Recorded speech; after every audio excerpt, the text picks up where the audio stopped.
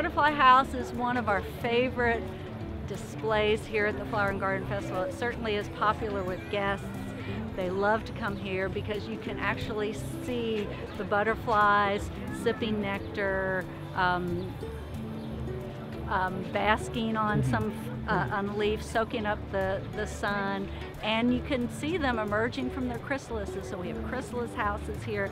Once the butterflies get acclimated to their new home, they're going to be starting to lay eggs on the specific larval plants for each butterfly, and so we'll have the whole life cycle right here at the Flower and Garden Festival. We have a wide variety of native local butterflies to the Central Florida area. That way, if some of them happen to escape, they'll just be here with the rest of the natural butterflies.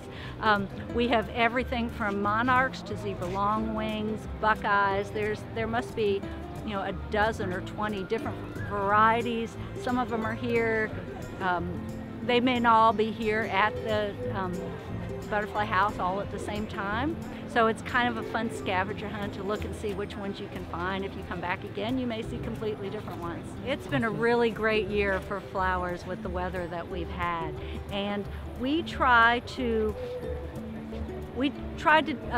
choose a lot of variety, different colors, different flower shapes. Some of them are composite, some of them are single, because different butterflies may prefer different types of flowers to sip nectar from. And then of course we have the host plants. So we have the milkweed for the monarch butterflies, and we have the passion vines for the zebra longwing, parsleys and dills for the swallowtails.